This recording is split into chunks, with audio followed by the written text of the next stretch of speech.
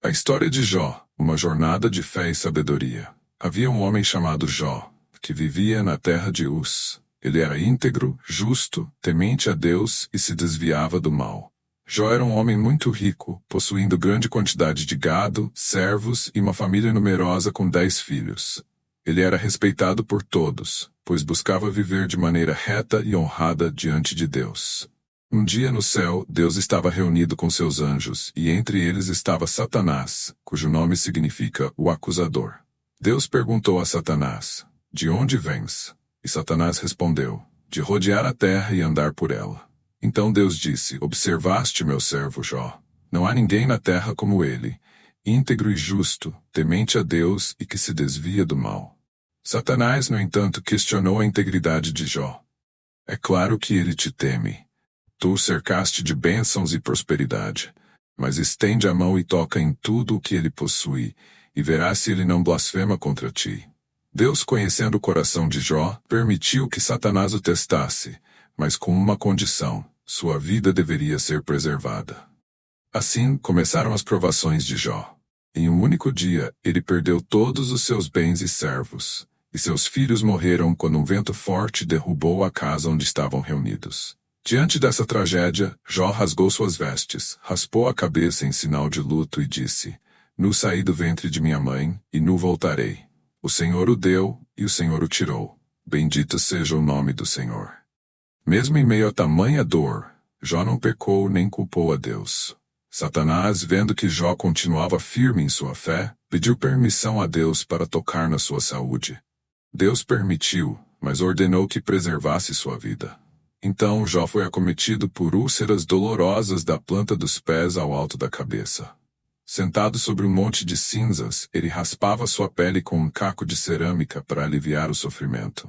Sua esposa, desesperada, disse: "Ainda mantens tua integridade? Amaldiçoa a Deus e morre." Mas Jó respondeu: "Falas como uma insensata, aceitaremos o bem de Deus e não o mal." Em tudo isso Jó não pecou com seus lábios.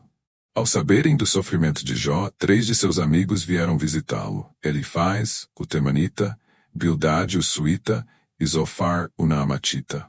Eles ficaram tão comovidos com a condição de Jó que ficaram em silêncio durante 7 dias e 7 noites, apenas sentados ao seu lado, compartilhando sua dor. Então, Jó quebrou o silêncio e começou a lamentar o dia do seu nascimento, questionando por que tamanha desgraça havia caído sobre ele.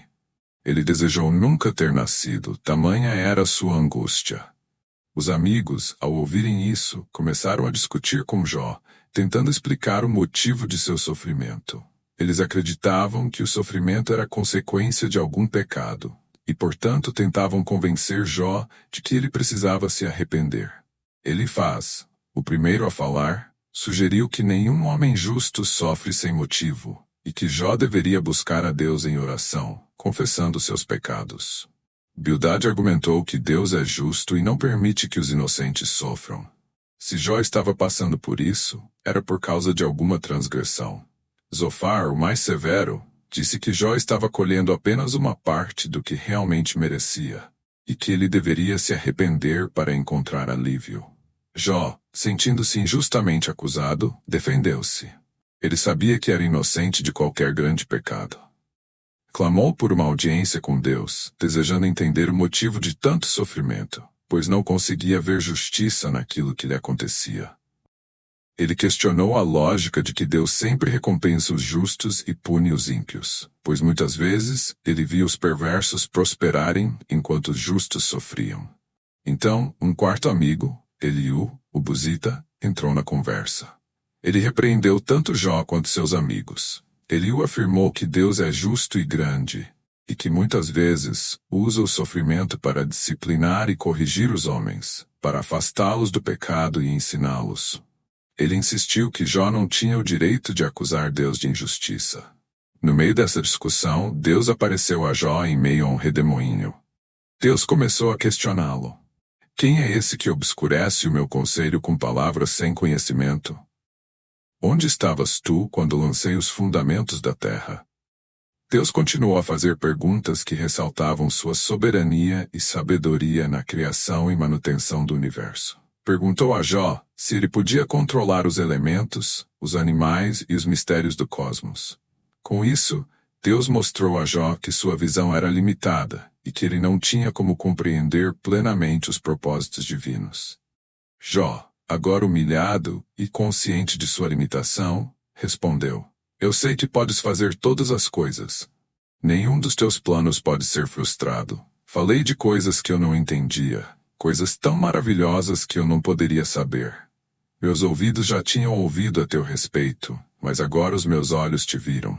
Por isso me desprezo e me arrependo no pó e na cinza. Deus então repreendeu os amigos de Jó por terem falado coisas que não eram verdade sobre ele, e disse que Jó havia falado corretamente sobre sua dor e sobre Deus. Pois apesar de questionar, ele nunca perdeu a fé.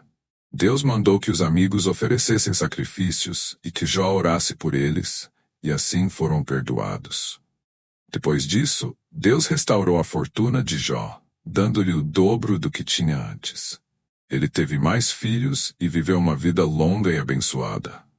Mas a história de Jó não é apenas sobre sua restauração. É uma lição sobre a complexidade da vida e da justiça de Deus. Não devemos simplificar o sofrimento humano nem julgar apressadamente o caráter de Deus. A verdadeira sabedoria, conforme aprendemos com a história de Jó, não está em compreender todas as razões do sofrimento, mas em confiar em Deus, mesmo quando não entendemos seus caminhos.